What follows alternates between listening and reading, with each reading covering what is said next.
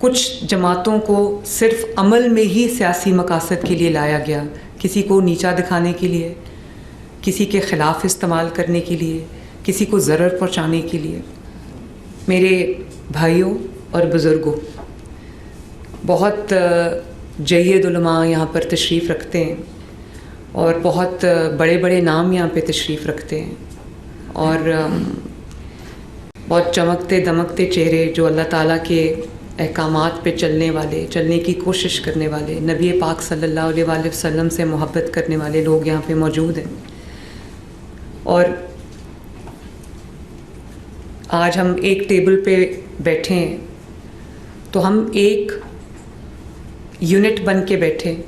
یہ اس سائٹ پہ تمام قانون نافذ کرنے والے ادارے موجود ہیں، آپ کے وزراء موجود ہیں،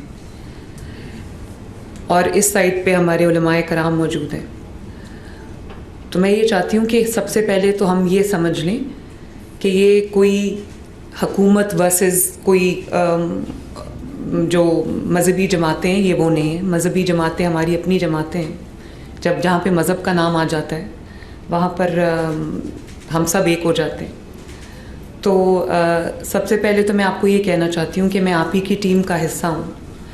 آپ ہی کی خدمت کے لیے حاضر ہوں، اور میرے سر پہ ایک بہت بڑی رسپانسبلٹی ہے۔ لیکن میں آپ کو ایسے بھی دیکھتی ہوں میرے بزرگوں اور بھائیوں، میں آپ کو ایسے بھی دیکھتی ہوں کہ آپ حضرات جو ہیں وہ صرف ہمارے لیے ایک مشعل راہ نہیں ہیں، بلکہ آپ امت کا ضمیر ہیں۔ آپ ہمارے جو ہمارا ملک ہے، ہماری سرزمین ہے، اس میں بسنے والے جو 25-26 کروڑ لوگ ہیں، عوام ہیں، آپ ان کا ضمیر ہیں۔ آپ ان کو اندھیروں میں جب ایک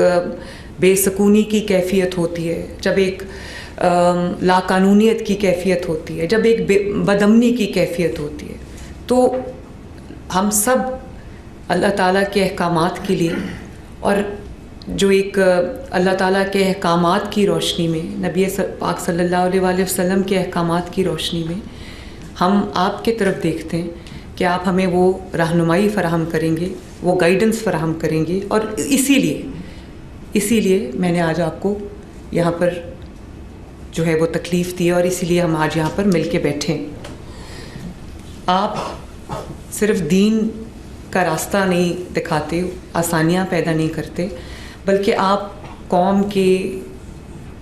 امت کے ذہنوں کو بیدار کرنے والوں میں سے ہیں۔ یہ جو ایک بہت سیکرڈ رسپانسبلٹی ہے، اور ایک بہت خوش قسمتی کا، جو میں سمجھتی ہوں خوش قسمت لوگوں کے حصے میں یہ آتا ہے۔ آپ لوگ وہ عمل کو انجام دیتے ہیں۔ ریاست آپ کو اپنا رہنما مانتی ہے، عوام آپ کو اپنا رہنما مانتی ہے، میں آپ کو اپنا رہنما مانتی ہوں، اور اسی لیے آج میں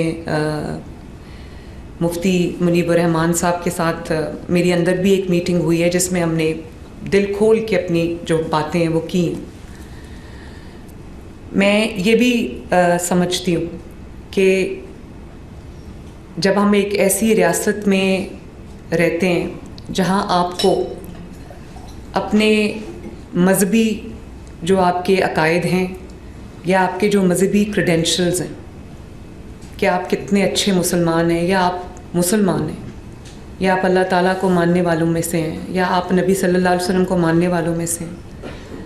آپ قرآن کو ماننے والوں میں سے ہیں، آپ حدیث پہ عمل کرنے والوں میں سے ہیں،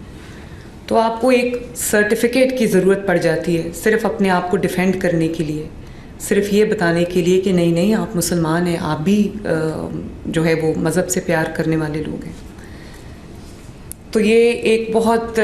تکلیف دہ صورتحال ہو جاتی ہے، اور آپ جانتے ہیں کہ ماضی میں بھی یہ ہوا کہ سیاسی مقاصد کے لیے